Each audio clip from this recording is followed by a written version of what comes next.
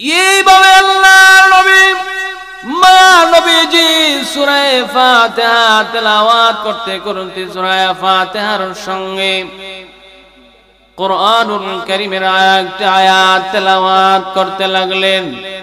হযরত ওমর উনি বলেন, আমি কিন্তু নবীজির সামনে এখনো পর্যন্ত যাই নাই, আমি খানায়ে কাবার পিছনে লুকায় রয়েছি, খানায়ে কাবার পিছনে তরবারি নিয়ে দাঁড়ায় রয়েছি। মুহাম্মদ কখন সিজদায় যাবে সেই সুযোগে আমি তার মাথা কেটে ফেলবো। না না, সেই সুযোগ আমার আর হলো না।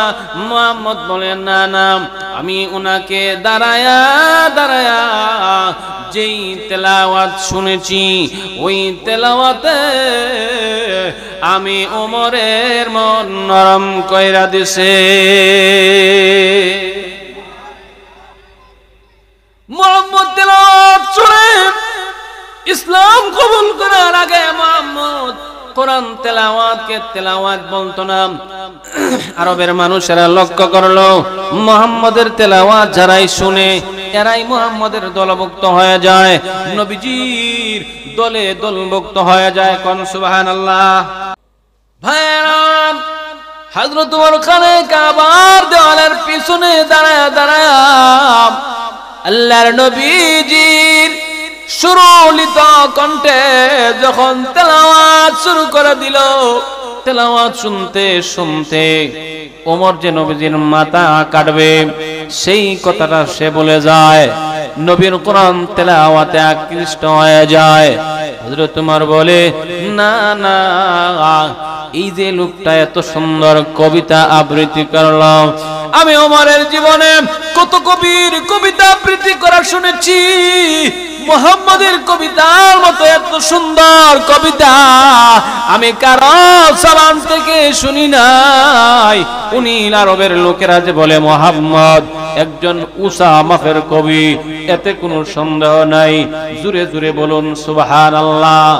আমার ভাইয়েরা, এমনি মুহূর্তে হযরত ওমর উনি লক্ষ্য করেন আল্লাহ নবী কোরআনুল কারীমের একটি আয়াত তেলাওয়াত করেন নামাজের ভিতরে।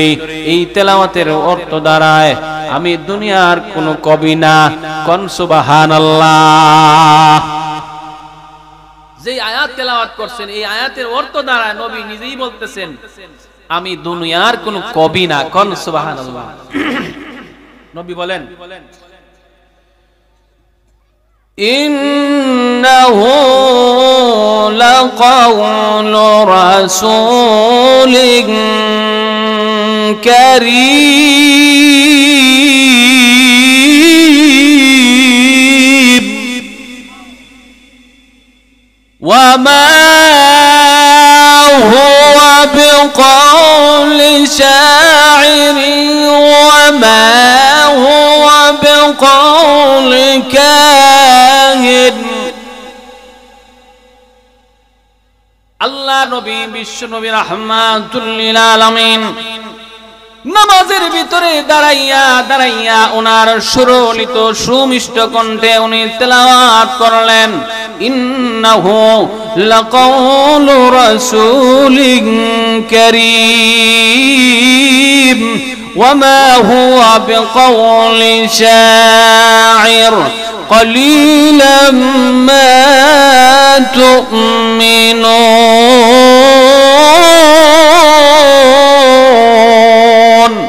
আল্লাহ নবী নামাজের মধ্যে তেলাওয়াত করে উনি নিজেই জানা দেন, আমি হলাম আল্লাহর পক্ষ থেকে প্রেরিত রাসূল। ইন্নাহু লাকাউলু রাসূলিন কারীম, আমি হলাম মহান আল্লাহর পক্ষ থেকে সম্মানিত রাসূল, আমি কোনো কবি নয়। হযরত ওমর দেয়ালের পিছন থেকে উনি এই কথাটা শুনতে পায়, আল্লাহ নবীর তেলাওয়াত শুনতে পায়। হযরত ওমর মনে মনে কয়, এই কি আজব ঘটনা, আমি তো আমার মনে মনে বলেছি মুহাম্মদ উসা মাফের কবি, এত সুন্দর কবিতা আমি আর কারো কাছ থেকে আবৃত্তি করতে শুনি নাই। এই কথাটা আমি তো আমার মনে মনে বললাম, মুহাম্মদ আমার মনের খবর কেমনে জানলা? সুতরাং উনি যদি কবি না হয় তাহলে উনি হলো গণক। নাউজুবিল্লাহ বলেন। وقال النبي عليه الصلاة والسلام من قرأ القرآن وحفظه أدخله الله الجنة وشفعه في عشرة من أهل بيته كلهم قد استوجب النار.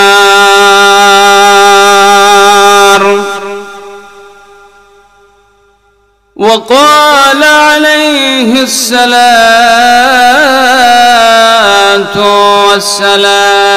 والسلام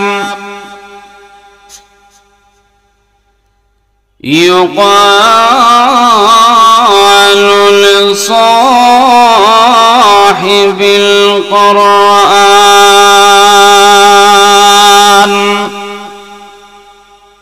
اقرأ وارتقي ورتل كما كنت ترتل في الدنيا فإن منزلك آخر آيات تقرأها. صدق الله المولانا العظيم وصدق رسوله النبي الكريم. ونحن على ذلك من الشاهدين والشاكرين.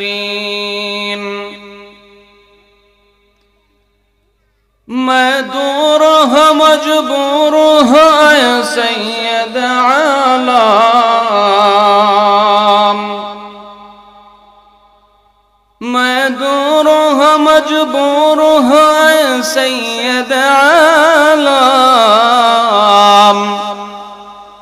دیدار دکھا دے نہیں آواز سنا دو، دیدار دکھا دے نہیں آواز سنا دو.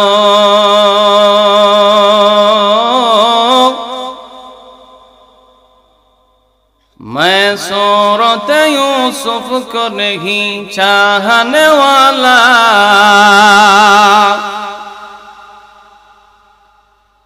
میں صورت یوسف کو نہیں چاہنے والا،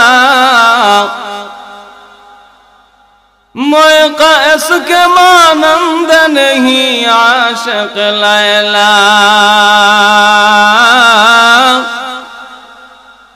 میں قیس کے مانند نہیں عاشق لیلا،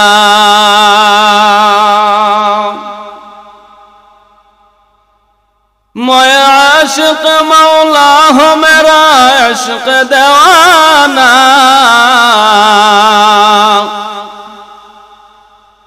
میں عاشق مولا ہوں میرا عشق دیوانہ. یہ جملہ جہاں جس کی تجلی سے اجالا، یہ جملہ جہاں جس کی تجلی سے اجالا،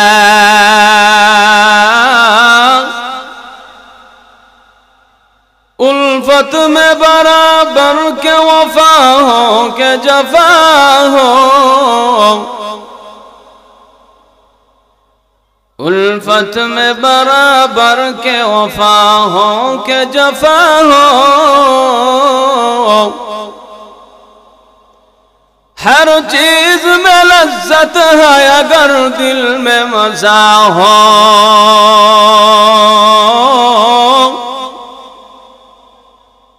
हर चीज में लज्जत है अगर दिल में मजा हो,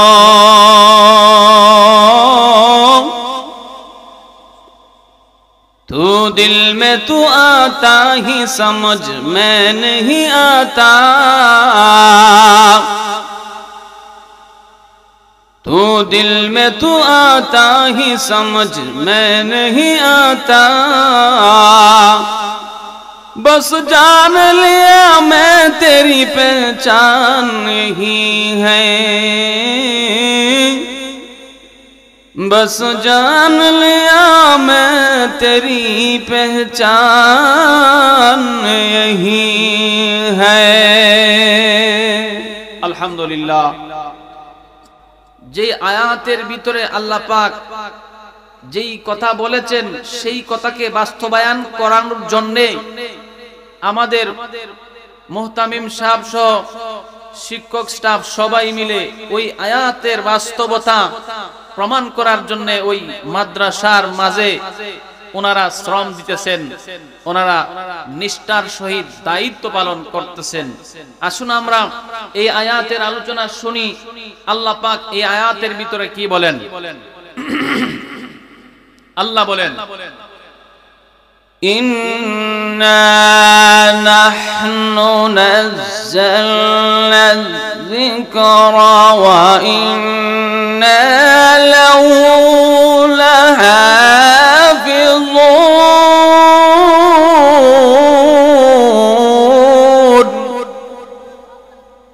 আল্লাহ বলেন, নিশ্চয়ই আমি আল্লাহ রাব্বুল আলামিন জিকির নাজিল করেছি।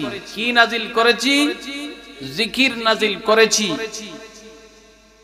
জিকিরের অর্থ হলো আল্লাহ রাব্বুল আলামিন বলেন আমি পবিত্র কোরআনুল কারীম নাজিল করেছি। কোন সুবহানাল্লাহ।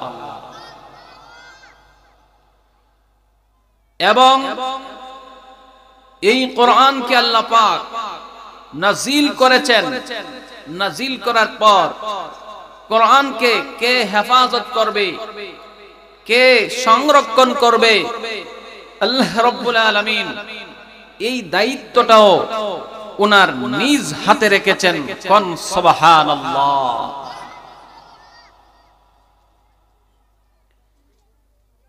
এই কোরআন আমরা পেয়েছি।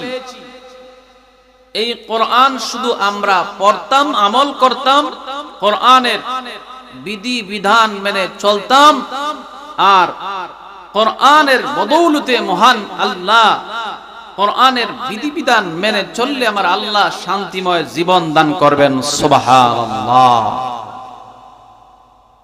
এই কোরআনের তেলাওয়াত শিখতে হলে কোথায় যাওয়া লাগবে? মাদ্রাসায়, মসজিদে, হুজুরদের কাছে। সুবহানাল্লাহ। এই কোরআনকে আল্লাহ পাক কেন নাজিল করেছেন আমরা এটা আগে শুনি। নাজিল করার কারণ আছে কি নাই? সবাই প্রশ্নের জবাবে আওয়াজ দিবেন। কোরআন আল্লাহ পাক কেন নাজিল করলেন? কোরআন আল্লাহ পাক কয়বার নাজিল করলেন? কিভাবে নাজিল করলেন? এটা আমাদের বোঝার দরকার আছে কি নাই? আল্লাহ পাক এই কোরআনকে কেন নাজিল করলেন আল্লাহ নিজেই বলেন, হুদাল লিন্নাস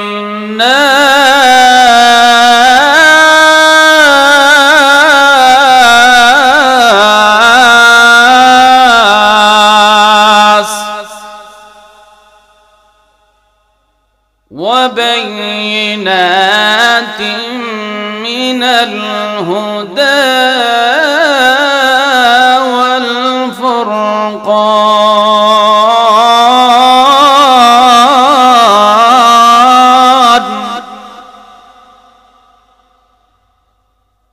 রাব্বুল আলামিন এই কোরআনকে নাযিল করলেন মানব জাতির হেদায়েতের জন্য। কিসের? এই আমরা সবাই এদিকে মনোযোগী হই। কিসের জন্য? মানব জাতির হেদায়েতের জন্য। তেলাওয়াতকৃত আয়াতের ভিতরে আল্লাহ পাক রব্বুল আলামিন এখানে কোরআনুল কারীমকে জিকির বললেন কেন? এই লক্ষ্য করেন, জিকির বললেন কেন? জিকির বলার কারণ হইল এই কোরআনুল কারীমের অনেকগুলো নাম আছে। কল সুবহানাল্লাহ। নাম আছে কি নাই?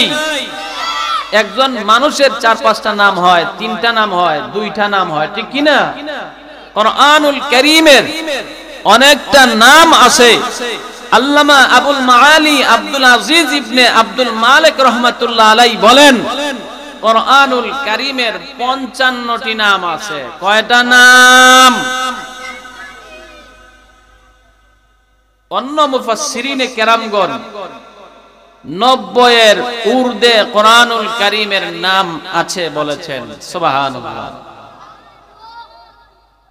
তবে উল্লেখযোগ্য নাম হলো কোরআনুল কারীমের 5টা। একটা হলো আল কোরআন, আল ফুরকান।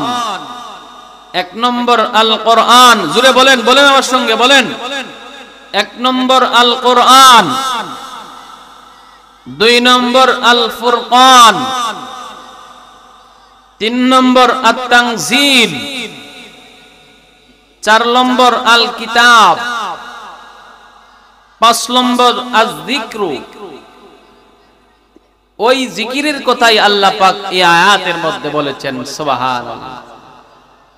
আল্লাহ বলেন ইন্না নাহনু নাযালনা যিকরা ওয়া ইন্না লাহু লাহাফিজুন।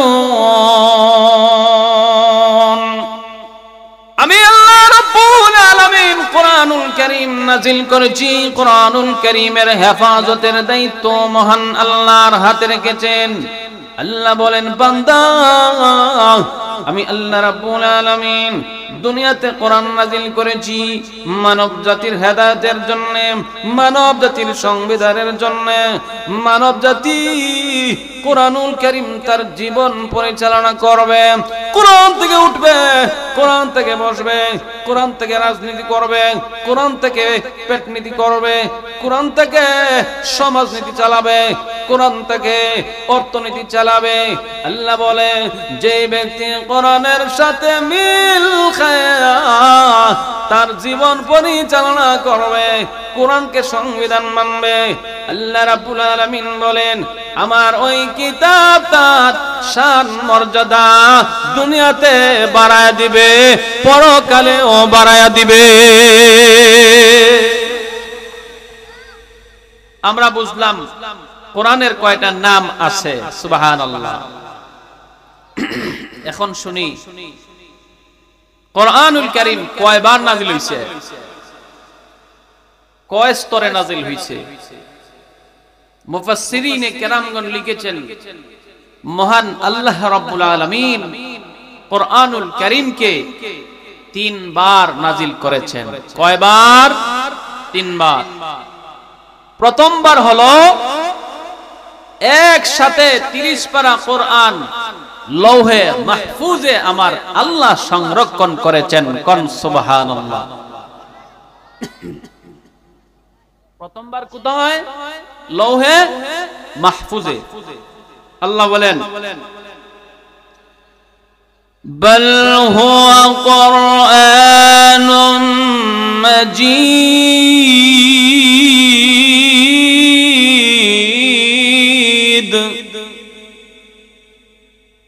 ফি লাওহিন মাহফুজ।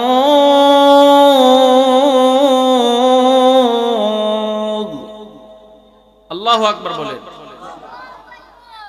আল্লাহ বলেন সর্বপ্রথম কোরআনুল কারীমকে আমার আল্লাহ লৌহে মাহফুজে সংরক্ষণ করলেন, নাযিল করলেন।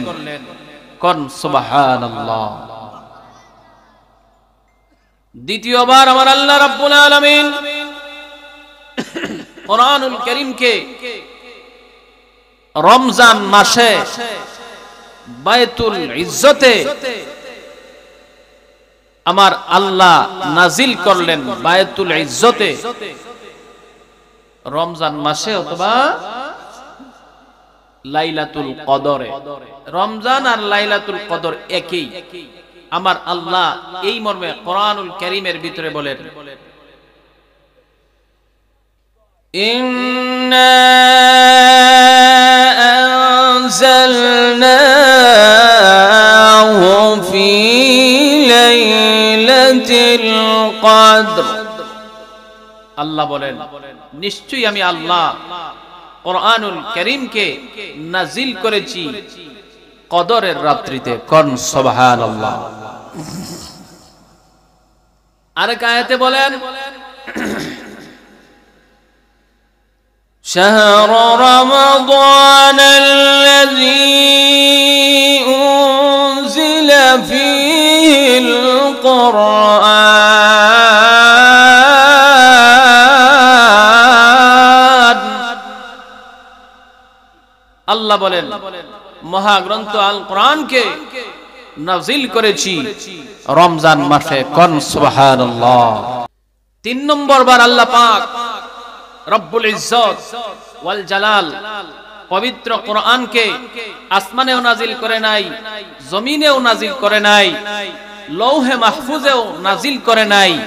আমার আল্লাহ নাজিল করেছেন আপনি আমার নবীজি, প্রিয় নবী, সরকারে দু আলম, বিশ্ব নবীর কলব মোবারকে 30 পারা একসাথে নয়, কোন সময় 1 আয়াত, কোন সময় 2 আয়াত, কোন সময় 3 আয়াত, এইভাবে নাজিল করতে করতে আল্লাহ রাব্বুল আলামিন দীর্ঘ 23 বছরে বিশ্ব নবীজির সিনা মুবারকে মহাগ্রন্থ আল কোরআন জিবরাইল আমিন আলাইহিস সালাতু ওয়াস সালামের মাধ্যমে নবীজির সিনা মুবারকে কোরআন নাজিল করলেন, কোরআনকে সংরক্ষণ করলেন। কোন সুবহানাল্লাহ।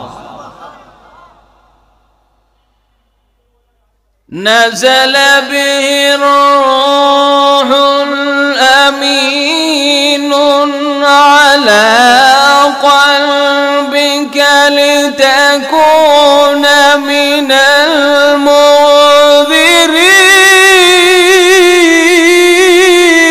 المنذرين في لسان عربي مبين।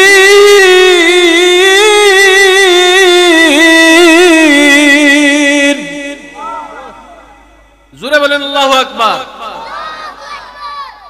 নাযালা বিহির রূহুল আমিন, সম্মানিত ফেরেশতা রূহুল আমিন জিবরাইল আমিন আলাইহি ওয়াসাল্লামের মাধ্যমে মহান আল্লাহ নবীজির কাছে 30 পারা আল কোরআন, কোন সময় 1 সূরা, কোন সময় 1 আয়াত, কোন সময় 2 আয়াত, কোন সময় 3 আয়াত, কোন সময় 1 সূরা, এইভাবে নাজিল করতে করতে আলা কলবিকা আলা কলবি মুহাম্মাদিন সাল্লাল্লাহু আলাইহি ওয়াসাল্লাম নবীজির কলব মুবারকে দীর্ঘ 1 দিন আর 2 দিন নয়, দীর্ঘ 23 বছরে আমার আল্লাহ নবীজির কলব মুবারকে এই কোরআন নাজিল করছেন। কোন সুবহানাল্লাহ। নবীজির কাছে কোরআন নাজিল হয়েছে, নবীজি এই কোরআন মোতাবেক জীবন পরিচালনা করার জন্য মানুষদেরকে আহ্বান করতে লাগলেন। এমন সময় লোকেরা নবীজির সূত্র হয়ে গেল, কোরআনের বিরোধিতা শুরু করে দিয়েছে। কোরআনের বিরোধিতা যে বা যারাই করবে, আমার আল্লাহ এই আয়াতের ভিতরে আল্লাহ জানায়া দিয়েছেন বিরোধিতা করতে পারো, কোরআনকে জ্বালাইতে পারো, কোরআনকে পুড়তে পারো, কোরআনকে নদীতে ভাসায় দিতে পারো, কোরআনকে অপমান করতে পারো, লাথি মারতে পারো, কিন্তু আল্লাহ বলেন পৃথিবীতে এই কিয়ামতের আগ পর্যন্ত এই কোরআনকে আমার আল্লাহ রাব্বুল আলামিন নিজ জিম্মায় হেফাজত করবেন। এই কোরআনের একটা আয়াত কেন একটা হরফ, একটা নোক্তা, একটা নোক্তাও কেউ এই কোরআন থেকে মিটাতে পারবে না, পারবে না। আমরা দেখতে পেরেছি গত কয়েকদিন আগে দোয়ারা থানার একজন হিন্দু বেয়াদব নবীর কোরআনকে, আল্লাহর কোরআনের সঙ্গে অবমাননা করেছে। আমরা পত্রিকায় নিউজে আরো দেখেছি কোরআনকে লাথি মেরেছে। ওই সমস্ত বেয়াদব গুলোকে আমরা আমাদের এই মঞ্চ থেকে দীপ্ত আওয়াজে উদার কণ্ঠে জানাতে চাই, তুমি শুধু লাথি দিতে পারবে, নিজের জীবনকে নিজেই ধ্বংস করতে পারবে, কিন্তু এই কোরআনকে কোরআনের কোনো কিছু করতে পারবে না। সুতরাং যদি তুমি আল্লাহর কালামের সঙ্গে এমন বেয়াদবি করার পরে আমরা ইমানদার মুসলমানদের চোখের সামনে পড়ে যাও, আমরা তোমাকে পিষে মরিচের মতো পিষে চূর্ণ বিচূর্ণ করিয়া দিব। কথা বলেন ঠিক কিনা? আমার ভাইয়েরা, আল্লাহ বলেন এই কোরআনের জিম্মাদারি আমার হাতে। কার হাতে? জোরে বলেন। কষ্টি পাথর হলো দামি পাথর। কষ্টি পাথরের সঙ্গে যার এই সংঘর্ষণ লাগে সেই দামি হয়ে যায়। কোরআনের সঙ্গে হাত লাগলে আপনি দামি হয়ে যাবেন। যেমন লক্ষ্য করেন, এটা হলো আল কোরআন, ওই কোরআনের উপর দিকে হলো আল্লাহর কুদরতি হাতে স্পর্শ করা।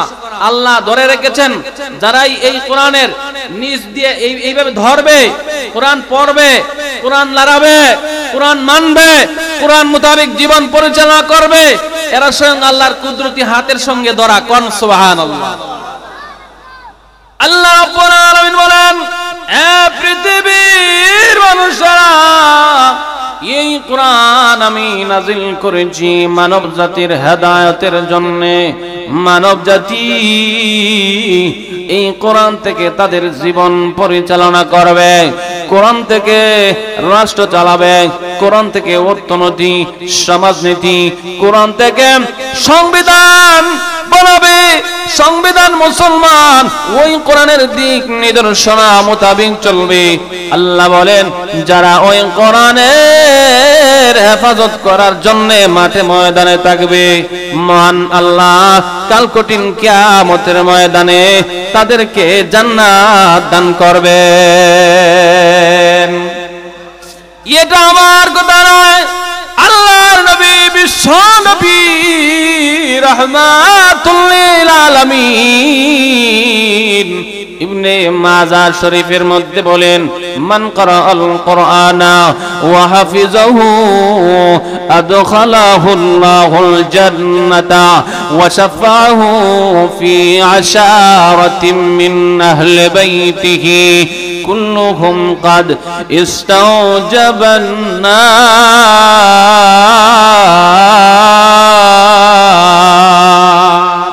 নবী বিশ্ব নবী রহমতের নবী ডাক দিয়ে বলেন, মান ক্বারাআল কুরআন, যারা কোরআন পড়বে, যারা কোরআন সিনায় ধারণ করবে, আল্লাহ বলেন ওয়া হাফিজাহু, আমার ওই কোরআনকে হাফজ করবে, মুখস্থ করবে, সিনায় দাঁড়াইবে, তাদের কেমন পাওয়ার দেখেন গো। আল্লাহ রাব্বুল আলামিন সরাসরি ওয়াদার দিবেন, আদখালাহুল্লাহুল জান্নাহ, হাফিজ কোরআন আমি আল্লাহ তৈরি জান্নাতের মেহমান হয়ে যাও। শুধু তাও নয়, আল্লাহ বলেন ওয়াশাফাহু ফি আশারাতিন মিন আহলি বাইতিহি, আল্লাহ রাব্বুল আলামিন একজন হাফেজ কোরআনকে ওয়াদার করবেন, হে হাফেজ কোরআন রে, তুমি আমার কোরআন সিনায় ধারণ করেছিলে, এই জন্য আমি আল্লাহ তোমাকে জান্নাতে যাওয়ার অনুমতি দিলাম। সুতরাং তাও নয়, একা জান্নাতে যাবে তা হতে পারে না, আমি আল্লাহ তোমাকে সুপার পাওয়ার দিলাম, সুপারিশ করার অনুমতি দিলাম। কয়জন মানুষকে শাফায়াত করে জান্নাতে নিয়ে যাবে? আল্লাহ নবী বিশ্ব নবী রাহমাতুল লিল আলামিন বলেন, ওয়া শাফাহু ফি আশারাতিন মিন আহলি বাইতিহি, এমন 10টা লোককে তুমি সাথে করে নিয়ে জান্নাতের ভিতরে ঢুকে যাও, যেই 10টা লোক আল্লাহ রাব্বুল আলামিনের পক্ষ থেকে তাদের জন্য জাহান্নাম ওয়াজিব হয়ে গেছে। এমন 10টা জাহান্নামী ব্যক্তিকে জাহান্নামের পথ থেকে তুলে তুমি হাফিজে কোরআনের সঙ্গে নিয়ে আমি আল্লাহর তৈরি জান্নাতের মেহমান হয়ে যাও।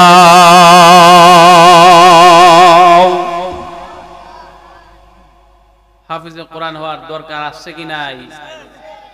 জোরে বলেন, দরকার আছে কি নাই? এজন্য আল্লাহর নবীজি বলেন, যারা কোরআনের সাথে সম্পর্ক রাখবে ওই কোরআন তাদেরকে দামি বানায় দিবে। কোন সুবহানাল্লাহ। আর যারা বিরোধিতা করবে তাদের কি অবস্থা হবে? এই কোরআনের বিরোধিতাকারী এখনো দুনিয়াতে আছে, নবীর যুগেও ছিল। কথা বলেন ঠিক কিনা? আল্লাহর নবী যখন কোরআনুল কারীম সুমধুর কণ্ঠে তেলাওয়াত করেন, এমন সময় মক্কার লোকেরা দলে দলে আল্লাহর নবীজির কাছে এসে ইসলাম কবুল করে কোরআনুল কারীমের তেলাওয়াত শুনে। কোন সুবহানাল্লাহ।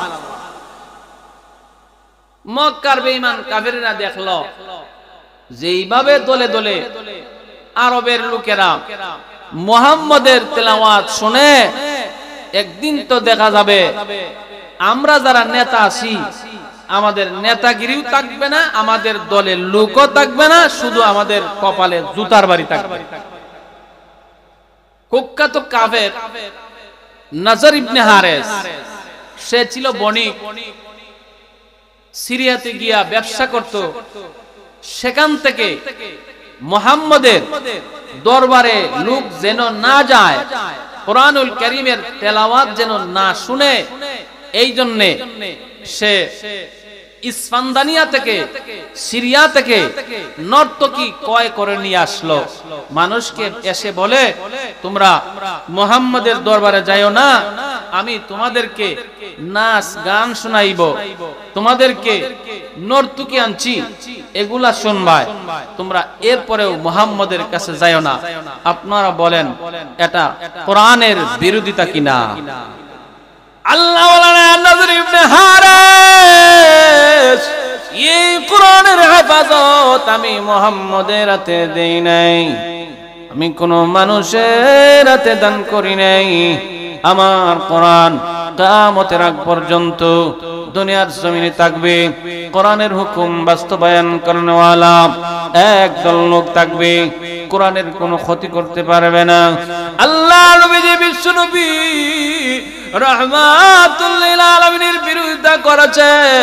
এমন কি শুধু তাও নয়, মক্কার যারা লিডার পারসন ছিল এরা একটা বৈঠক করলো, মুহাম্মদ যে হারে মানুষকে কোরআন শিখাইতেছে, কোরআনের পক্ষে নিয়ে যাইতেছে, একদিন দেখা যাবে আমাদের দলে কোন লোকই থাকবে না।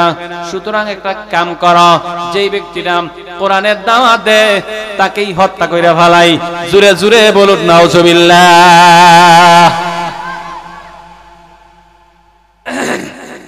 নবীজিকে হত্যা করার জন্য তারা সিদ্ধান্ত নিল।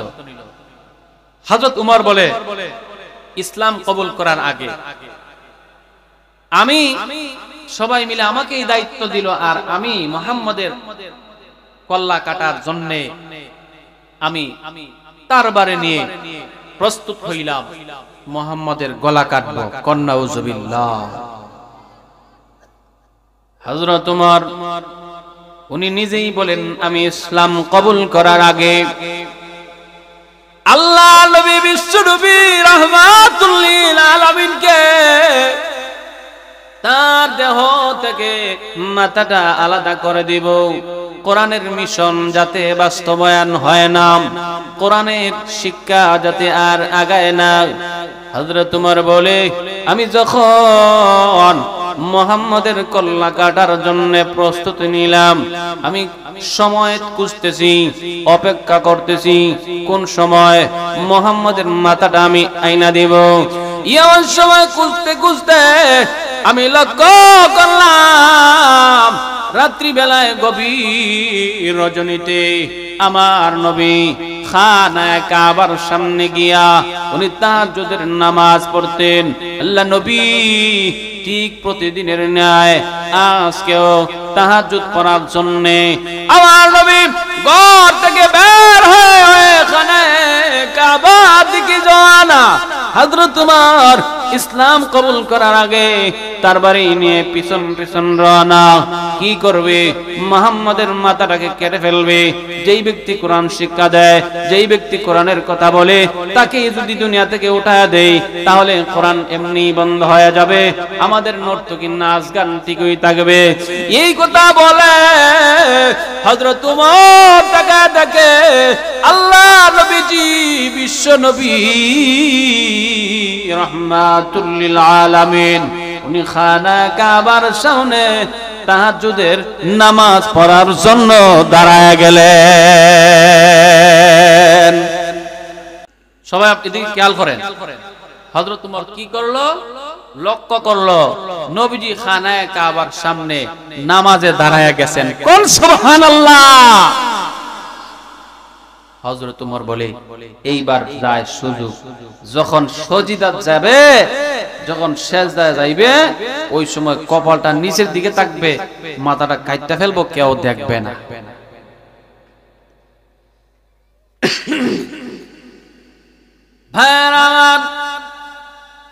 হযরত উমর বলেন আমি গিয়েছিলাম মুহাম্মাদের মাথা কাটার জন্য, কিন্তু আমি তাকায় দেখলাম আল্লাহর নবী বিশ্ব নবী রাহমাতুল লিল আলামিন উনি তাহাজ্জুদের নামাজ পড়তে গিয়ে দাঁড়ায় গেলেন, সূরা তেলাওয়াত করতে আছেন। বিসমিল্লাহির রহমানির রহিম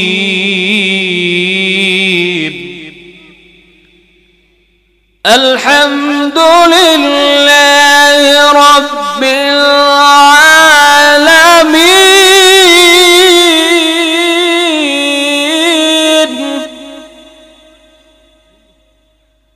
এইভাবে আল্লাহর নবী মা নবীজি সূরা ফাতিহা তেলাওয়াত করতে করতে সূরা ফাতিহার সঙ্গে কুরআনুল কারীমের একটা আয়াত তেলাওয়াত করতে লাগলেন। হযরত উমর উনি বলেন আমি কিন্তু নবীজির সামনে এখনো পর্যন্ত যাই নাই, আমি খানায়ে কাবার পিছনে লুকায় রয়েছি, খানায়ে কাবার পিছনে তরবারি নিয়ে দাঁড়ায় রয়েছি। মুহাম্মদ কখন সিজদায় যাবে সেই সুযোগে আমি তার মাথা কেটে ফেলবো। না না, সেই সুযোগ আমার আর হলো না। মুহাম্মদ বলেন না না, আমি উনাকে দাঁড়ায়া দাঁড়ায়া যেই তেলাওয়াত শুনেছি ওই তেলাওয়াতে আমি ওমরের মন নরম কইরা দিছে। মুহাম্মদ তেলাওয়াত শুনে ইসলাম কবুল করার আগে মুহাম্মদ কোরআন তেলাওয়াতকে তেলাওয়াত বলতো না। আরবের মানুষেরা লক্ষ্য করলো মুহাম্মদের তেলাওয়াত যারাই শুনে এরাই মুহাম্মদের দলভুক্ত হয়ে যায়, নবীজির দলে দলভুক্ত হয়ে যায়। কোন সুবহানাল্লাহ।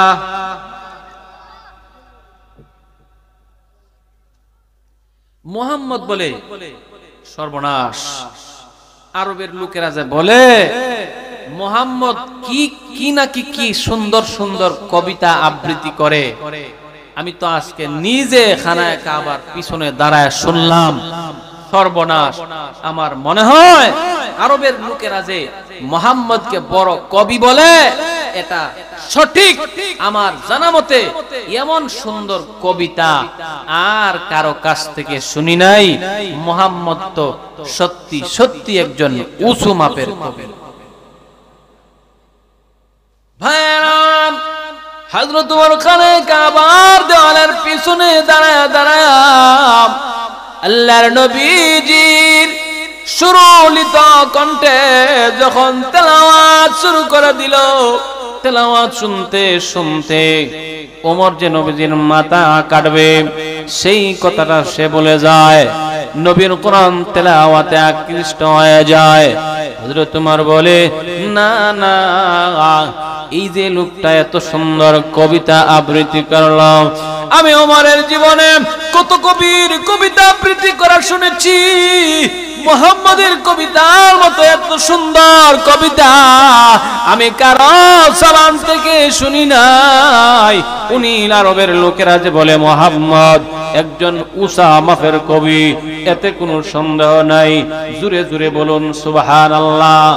আমার ভাইয়েরা, এমনি মুহূর্তে হযরত ওমর উনি লক্ষ্য করেন আল্লাহ নবী কোরআনুল কারীমের একটি আয়াত তেলাওয়াত করেন নামাজের ভিতরে। এই তেলাওয়াতের অর্থ দাঁড়ায়, আমি দুনিয়ার কোনো কবি না। কোন সুবহানাল্লাহ। যে আয়াত তেলাওয়াত করছেন, এই আয়াতের অর্থ দাঁড়ায়, নবী নিজেই বলতেছেন আমি দুনিয়ার কোনো কবি না। কোন সুবহানাল্লাহ। নবী বলেন,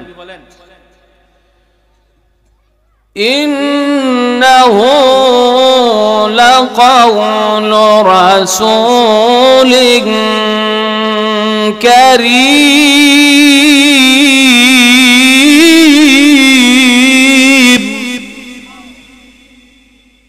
ওয়া মা হুয়া বিকাউলি শাইরিন ওয়া মা হুয়া বিকাউলি কাহিন। আল্লাহ নবী বিশ্ব নবী রাহমাতুল লিল আলামিন নামাজের ভিতরে দাঁড়াইয়া দাঁড়াইয়া ওনার সুরলিত সুমিষ্ট কণ্ঠে উনি তেলাওয়াত করলেন, ইন্নাহু লাকাউলু রাসূলিন কারীম ওয়া মা হুয়া বিকাউলি শাইর قليلا ما تؤمنون। আল্লাহ নবী নামাজের মধ্যে তেলাওয়াত করে উনি নিজেই জানা দেন, আমি হলাম আল্লাহর পক্ষ থেকে প্রেরিত রাসূল। ইন্নাহু লাকাউলু রাসূলিন কারীম, আমি হলাম মহান আল্লাহর পক্ষ থেকে সম্মানিত রাসূল, আমি কোনো কবি নয়। হযরত ওমর দেয়ালের পিছন থেকে উনি এই কথাটা শুনতে পায়, আল্লাহ নবীর তেলাওয়াত শুনতে পায়। হযরত ওমর মনে মনে কয়, এই কি আজব ঘটনা, আমি তো আমার মনে মনে বলেছি মুহাম্মদ উসামাফের কবি, এত সুন্দর কবিতা আমি আর কারো কাছ থেকে আবৃত্তি করতে শুনি নাই। এই কথাটা আমি তো আমার মনে মনে বললাম, মুহাম্মদ আমার মনের খবর কেমনে জানলা? সুতরাং উনি যদি কবি না হয় তাহলে উনি হলো গণক। নাউজুবিল্লাহ বলেন। আমার নবী কি গণক? গণক না। আমার নবী কি? নবী বলেছেন, ইন্নাহু লাকাউলু রাসূলিন কারীম, আমি আল্লাহর পক্ষ থেকে মনোনীত রাসূল, আমি আল্লাহর পক্ষ থেকে মনোনীত নবী। কোন সুবহানাল্লাহ। হযরত ওমর বলে, উনি যদি গণক কবি না হয় তাহলে উনি আমার মনের কথা কেমনে জানলো? আমি তো মনে মনে বললাম মুহাম্মদ বড় মাপের কবি, সে নিজেই তেলাওয়াতের মাধ্যমে জানায়া দিল আমি দুনিয়ার কোন কবি না। তাহলে তিনি কি? তাহলে গণক। আল্লাহর নবী আরেকটা আয়াত তেলাওয়াত শুরু করে দিয়েছেন নামাজের মধ্যে। কোন সুবহানাল্লাহ। وما هو بقول كاهن قليلا ما تذكرون। আল্লাহু আকবার বলেন। ভাইয়ের আমার, আল্লাহ নবী যখন নামাজের ভিতরে দাঁড়াইয়া দাঁড়াইয়া হযরত ওমর মনে মনে আল্লাহর নবীকে প্রথমে কবি বলেছিল, কিন্তু নবী জানা দিলেন আমি দুনিয়ার কোন কবি না। মুহাম্মদ আমি যখন দুনিয়ার কোন কবি না, তখন হযরত ওমর বলেছিল কবি না হলে তিনি বড় ধরনের গণক হবে। এমন সময় আল্লাহর নবীজি তেলাওয়াত করে জানা দিলেন, ওয়ামা হুয়া বিকাউলি কাহিন, আমি দুনিয়ার কোন গণক না, আমি জাদুগর না, আমি জ্যোতিষী না। قليلا ما تذكرون। এটা দুনিয়ার অল্প সংখ্যক মনের কিছু সংখ্যক মানুষের মনের ধারণা মনের ভাবনা। কিছু সংখ্যক মানুষে অনুধাবন করে আমি হলাম গণক, না না আমি গণক না। এইবার হযরত ওমর দেয়ালের পিছনে মনে মনে আরেকটা কয়, তুমি গণক না, তুমি কবিও না, তুমি জাদুগিরও না, তাহলে তুমি কি? এমনি মুহূর্তে আল্লাহ নবীর পবিত্র জবানে কুরআনুল কারীমের আরেকটা আয়াত তেলাওয়াত করে শোনায় দেন। তানজিলুম মির রাব্বিল আলামিন।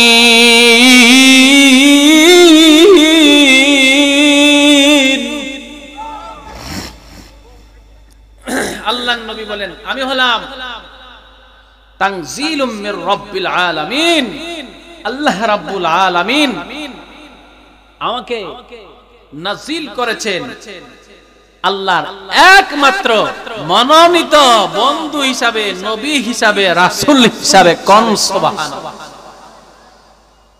জোরে বলুন সুবহানাল্লাহ। আল্লাহর নবীজি বিশ্ব নবী রাহমাতুল লিল আলামিন এই দৃশ্য দেখে হযরত ওমর গিয়েছিল নবীজিকে মারতে।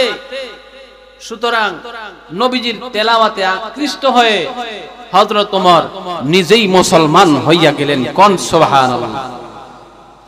এই জন্য আমার কুরআনুল কারীমকে দুনিয়া থেকে কেহ মিটাতে পারবে না, কেহ উঠাতে পারবে না, কেহ একটা নোক্তা সরাতে পারবে না। এটা কার ওয়াদা জানেননি? এটা হলো আবার আল্লাহর ওয়াদা। কার ওয়াদা? আমার ভাইরা, একটি ওয়াকিয়া মনে পড়েছে।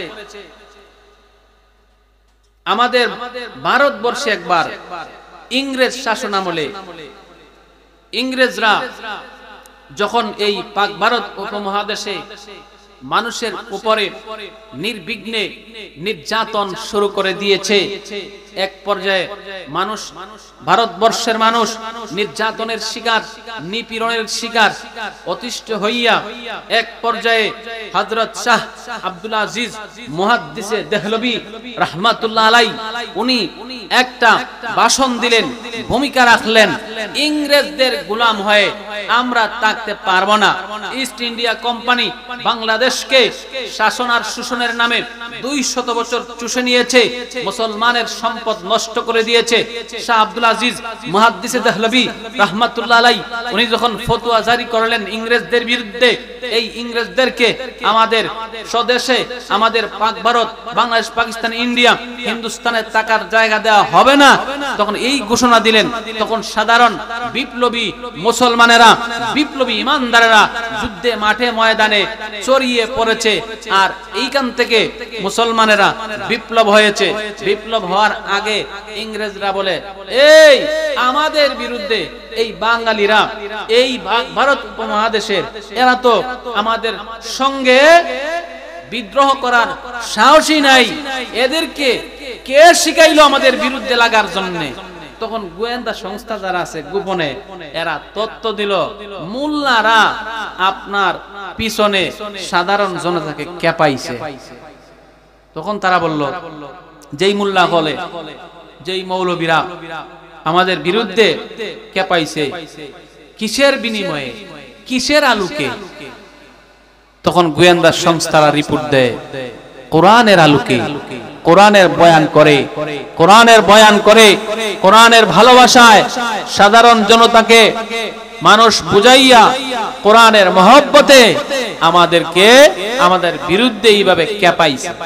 তখন ইংরেজরা সরল মনা মুসলমানদেরকে কলা কৌশলে, কলে কৌশলে মুসলমানদেরকে কাছ থেকে 3 লক্ষ কুরআনুল কারীম নিয়ে জ্বালায়া দিয়েছে। কন্যা ওয়াজুবিল্লাহ।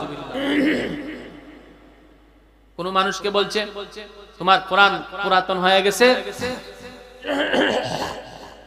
কোন মানুষকে বলছে তোমাকে নতুন কোরআন এনে দিব, এইভাবে যাকে যেভাবে পারছে এইভাবে বুদ্ধি কুবুদ্ধি সুপরামর্শে কুপরামর্শে সব মিলিয়া 3 লক্ষ কোরআনুল কারীমকে ইংরেজরা জ্বালিয়ে দিয়েছে।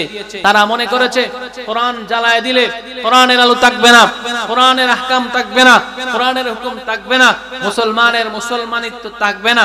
কিন্তু না, আল্লাহ রাব্বুল আলামিন আমার তেলাওয়াতকৃত আয়াতের ভিতরে আল্লাহ জানায়া দেন কোরআনুল পড়তে পারো, কোরআন জ্বালায় দিতে পারো, পানিতে ছেড়ে দিতে পারো, অপমান করতে পারো, 1 সেকেন্ডের জন্যও কিয়ামতের আগ পর্যন্ত এর হেফাজতের দায়িত্ব স্বয়ং আমি আহকামুল হাকিমিন আল্লাহ রাব্বুল আলামিনের হাতে। এই কোরআনের ক্ষতি কেউ করতে পারবে না। কথা বলেন ঠিক কিনা? পারবে? আল্লাহ চ্যালেঞ্জ করেছেন, ইন্না নাহনু নাযালনা যিকরা ওয়া ইন্না লাহু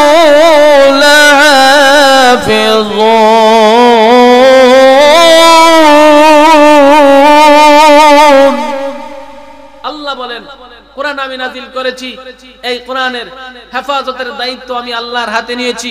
ইংরেজরা যখন কলা কৌশলে কল কৌশলে বলে স্বজন প্রীতি করে 3 লক্ষ কোরআনুল কারীম বাংলাদেশ, ভারত, পাকিস্তান, ভারত উপমহাদেশ থেকে জ্বালায় দিয়েছিল, তারা মনে করেছিল এই দেশে আর কোরআন থাকবে না। কিন্তু আমি আপনাদেরকে বলি, এই বাংলাদেশে সারা গোটা পৃথিবীতে 700 এর থেকে আরো অধিক হাফিজে কোরআন আছে, লক্ষ লক্ষ হাফিজে কোরআন আছে। এই হাফিজে কোরআনের সিনার মধ্যে এই কোরআনকে ধারণ করেছে, এই কোরআনকে বুকের মধ্যে গেঁথে নিয়েছে।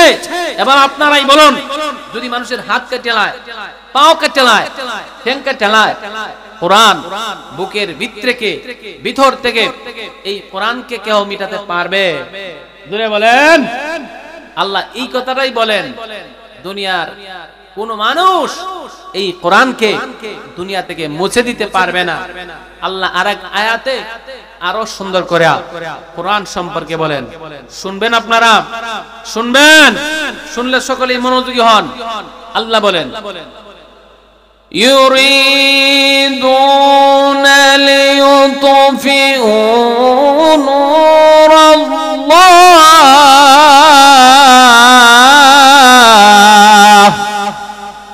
আল্লাহু আকবার বলেন।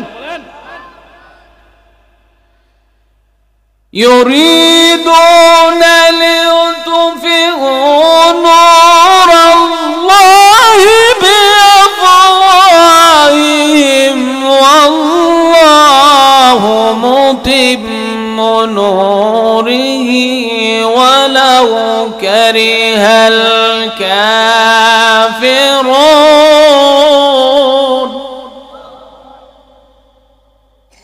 আল্লাহ রাব্বুল আলামিন বলেন, ইউরিদুনা লিইউতফিউ নূরাল্লাহ। কোরআনের আলো এমন একটা আলো, কোরআনের আলো এমন একটা প্রজ্বলিত আলো, এমন একটা প্রজ্বলিত লাইট, যেই কোরআন যেখানে গিয়ে হাজির, যেই ব্যক্তি কোরআন তেলাওয়াত করবে তার কাছে কোরআন হাজির। যেই ব্যক্তির কাছে কোরআন তেলাওয়াত আছে ওই ব্যক্তি কোরআনের আলোতে নিজেই আলোকিত হয়ে যাবে।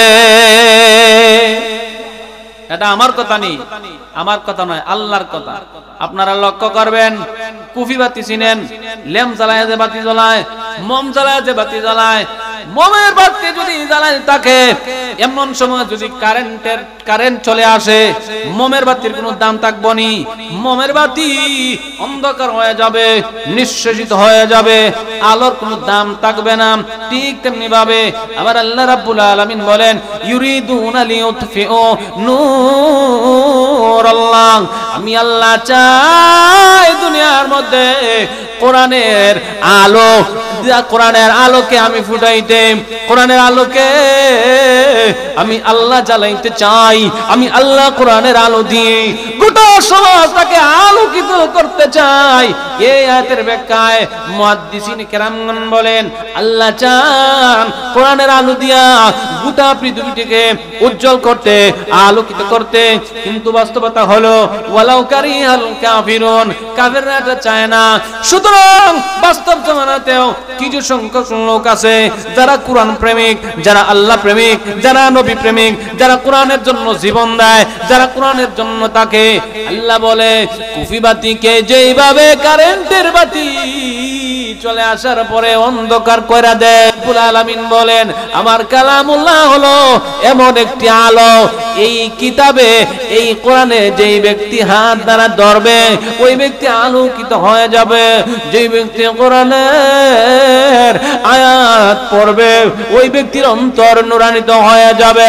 আমার ভাইরা শুধু তাও নয়, আল্লাহর নবীজি আরেক হাদিসের মধ্যে বলেন ইউকালু লিসাহিবিল কুরআন ইকরা ওয়ারতাকি ওয়ারাতিল কামা কুনতা তুরাতিল ফিদ দুনিয়া ফাইন্না মানজিলাকা ইনদা আখিরি আয়াতিন তাকরাউহা। আল্লাহ নবী বলেন যারা দুনিয়াতে কোরআন হেফজ করেছে, মুখস্থ করেছে, আগের হাদিসে বিবরণ দিয়েছি, আমার আল্লাহ তাদেরকে জান্নাত দিবেন, সাথে করে 10 জন মানুষকে নিয়ে যাবেন। এই হাদিসের মধ্যে আল্লাহ বলেন হাফিজে কোরআনদের বাসস্থান কোথায় হবে? ইউকালু লিসাহিবিল কোরআন, যারা কোরআন পড়েছে, ইকরা ওয়াত্তাকি ওয়ারাতিল কামা কুনতা তুরাতিল ফিদ দুনিয়া। মান আল্লাহ রাব্বুল আলামিন দুনিয়াতেও তাদের মান সম্মান বাড়ায় দিবেন, আর পরকালে কি করবেন? আল্লাহ বলেন পরকালে ইকরা ওয়ারতাকি ওয়ারাতিল, আমার আল্লাহ জান্নাতে প্রবেশ করানোর সঙ্গে সঙ্গে বলবেন হে হাফিজ কোরআনরা, হে সিনায়ে ধারণকারীরা, আমি আল্লাহর কোরআন তোমরা দুনিয়াতে কষ্ট করে মুখস্থ করেছো, আজকে এই কোরআনের প্রতিদান আমি আল্লাহ দিব। ইকরা পড়ো, ওয়ারাতিল তার তিলের সাথে পড়ো, ওয়ারাতিল কামা কুনতা তুরাতিল ফিদ দুনিয়া, আজকে কোরআনের একটি আয়াত পড়ো আর জান্নাতের একটি তালা উঠো, একটি তালা চড়ো রে, একটি তালা চড়ো। এইভাবে দেখা যাবে হাফিজে কোরআনরা অথবা যার যেই আয়াত মুখস্থ আছে গো, এই প্রত্যেকটা ব্যক্তি যার জয়টা আয়াত মুখস্থ আছে ওইটা তলার উপরে জান্নাতে তার বাড়ি হবে। ভাইয়ের আমার, কোরআন এর তেলাওয়াত শিকার দরকার আছে কি নাই? এই জন্য আমার বন্ধুগণ, এই কোরআন হলো একটা লাইট, একটা আলো, যেই ব্যক্তি কোরআনের সাথে সম্পর্ক রাখবে তার জীবন পরিবর্তন হয়ে যাবে। তখন আমরা কোরআন আল্লাহ আমরা বুঝলাম কোরআন কেন নাজিল হইল, কয়বার নাজিল হইল, কি কারণে নাজিল হইল, কোরআন আল্লাহ দিয়েছেন আমাদেরকে এখন কিসের জন্য, এটা বুঝতে হবে না? কিসের জন্য দিবেন? আল্লামা তাকি উসমানী দামাত বারকাতুহুম উনি লিখেছেন 3 ভাবে এই কোরআনের হক বা দায়িত্ব আদায় করতে হলে 3টা কাজ করতে হবে। কয়টা কাজ? জোরে বলেন। 1 নম্বর হলো কোরআনুল কারীম বেশি বেশি করে পড়তে হবে, শিখতে হবে। 2 নম্বর হলো কোরআনুল কারীমের শিক্ষা অর্থ জানতে হবে। 3 নম্বর হলো অর্থ জানার পরে সেই মোতাবেক আমল করতে হবে বাস্তব জীবনে। জুরে জুরে কোন সুবহানাল্লাহ। ওয়া মা আলাইনা ইল্লাল বালাগ। ওয়াসসালামু আলাইকুম।